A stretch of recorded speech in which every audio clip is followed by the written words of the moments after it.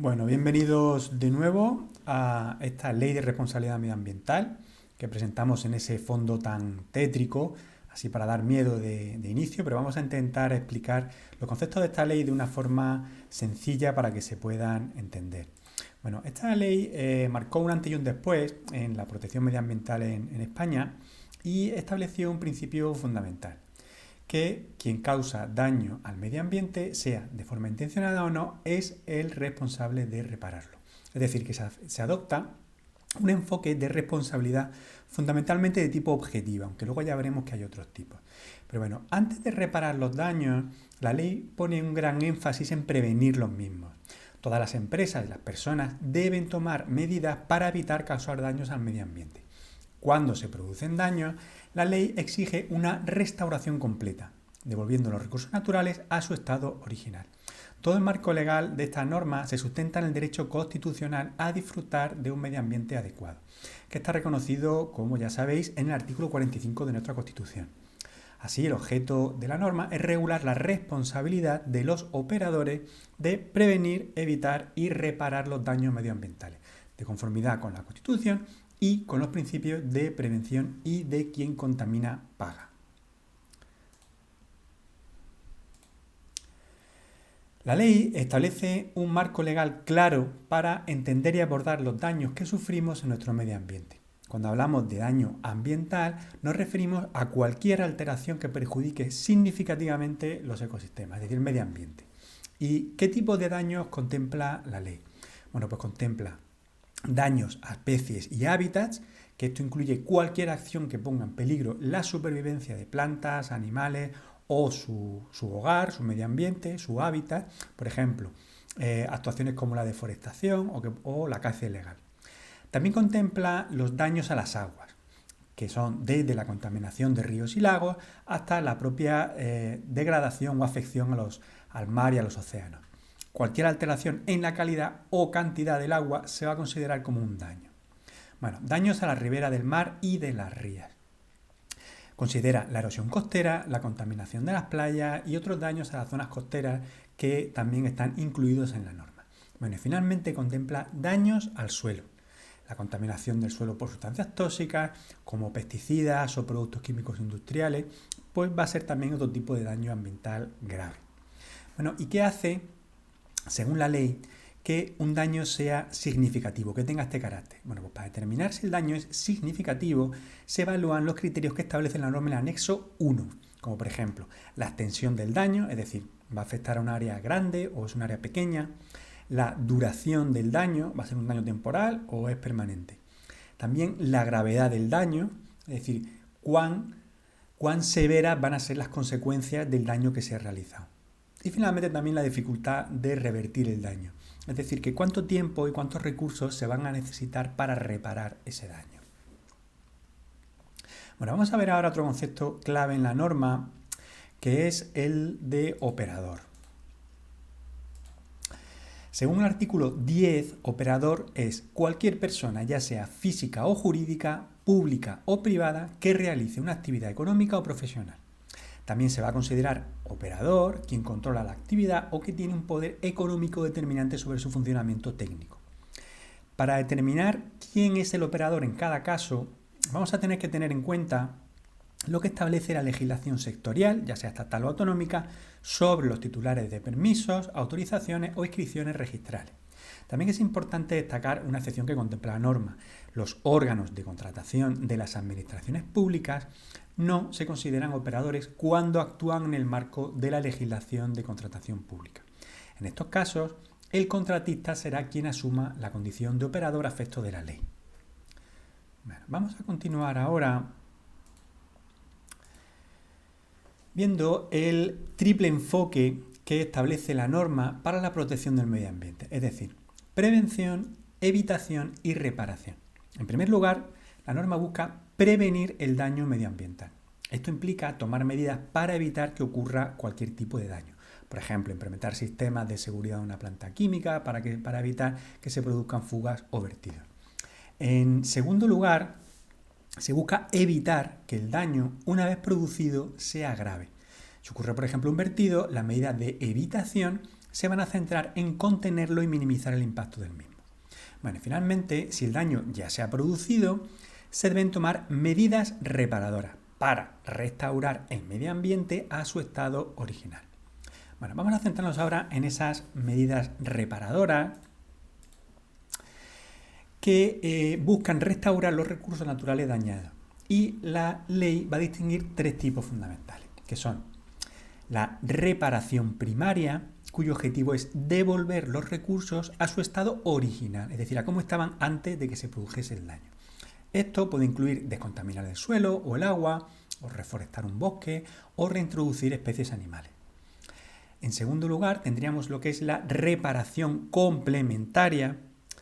En ocasiones, la reparación primaria no puede restaurar completamente el medio ambiente, como os podéis imaginar, y en estos casos se van a tener que aplicar medidas complementarias para compensar los daños restantes. Por ejemplo, puede ser crear un nuevo hábitat para las especies afectadas.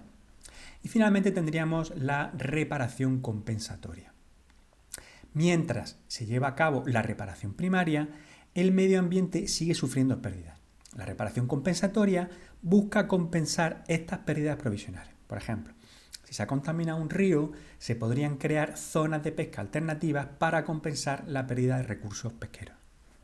Bueno, como podéis ver en el esquema, en función de si el daño es reversible o irreversible, podremos utilizar una medida de reparación primaria o habrá que acudir a medidas de reparación complementaria. Es decir, si hay un daño irreversible, no vamos a poder utilizar medidas de reparación primaria porque no podemos devolver el medio ambiente a su estado original. Y habrá que utilizar los otros tipos de medidas que hemos visto. Muy bien, pues venga, vamos a seguir. El artículo 3 de la ley define lo que es su ámbito de aplicación, que es una parte siempre importante en todas las normas. Es decir, ¿a qué caso va a aplicar la normativa? En primer lugar, se aplica a los daños medioambientales, ya sean daños reales o amenazas inminentes de daños, causados por actividades económicas o profesionales que se enumeran en el anexo 3 de la ley. Un punto importante es que la ley establece una responsabilidad objetiva. Esto significa que se presume que la actividad ha causado daño, salvo que se demuestre lo contrario. La ley también se aplica a daños causados por actividades que no están incluidas en el anexo 3, pero con ciertos matices. Si ha habido dolo, culpa o negligencia, se exigen todas las medidas: prevención, evitación y reparación. Pero si no ha habido dolo, culpa o negligencia, solo se van a exigir las medidas de prevención y evitación. Pero también hay exclusiones en el ámbito de aplicación. La ley no se aplica a daños causados por conflictos armados, fenómenos naturales excepcionales, actividades de defensa nacional, ni a aquellos casos cubiertos por convenios internacionales, como los relacionados, por ejemplo, con la energía nuclear. Bueno, finalmente se establece una regulación específica para las obras públicas de interés general, donde se distingue entre daños a especies y hábitats protegidos y daños a otro tipo de recursos naturales. Y finalmente también es importante señalar que la ley no va a ser de aplicación a los daños medioambientales si han transcurrido más de 30 años desde que tuvo lugar la emisión, el suceso o el incidente que los causó. La ley de responsabilidad medioambiental se aplica a los daños que afectan a los recursos naturales específicos. Estos incluyen las especies de flora y fauna, las aguas, el suelo y la ribera del mar y de las rías, como ya hemos visto. Es importante destacar que no está incluido el aire como recurso natural en esta ley, salvo en los casos en que la contaminación del aire cause daños a otros recursos naturales. También se van a incluir los daños a las personas o a sus bienes, excepto cuando estos bienes sean a su vez recursos naturales. Otro punto crucial es que no cualquier daño a estos recursos va a activar el contenido de la ley. El daño debe ser significativo, como hemos mencionado antes, es decir, debe tener efectos adversos importantes sobre el medio ambiente. Evaluar la significatividad del daño puede ser una cuestión compleja, especialmente cuando se trata de amenazas inminentes. En estos casos se va a aplicar el principio de precaución.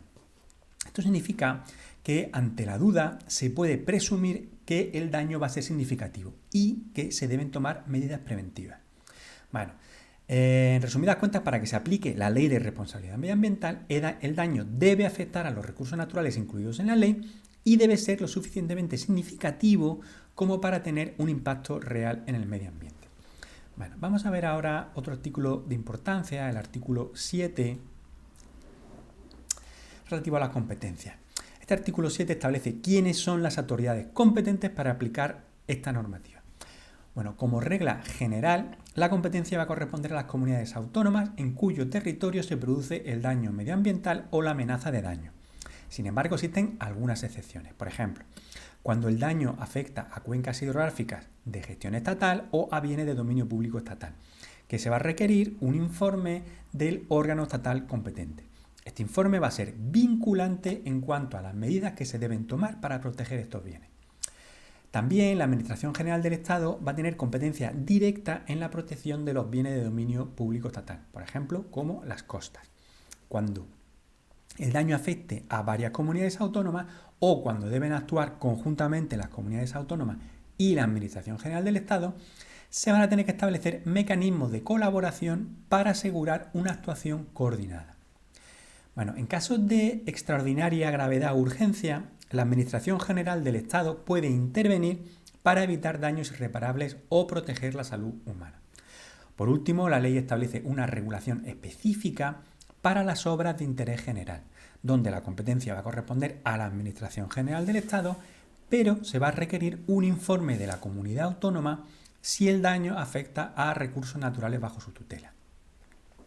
Bueno, vamos a entrar ahora en el capítulo 3 sobre prevención, evitación y reparación de daños medioambientales.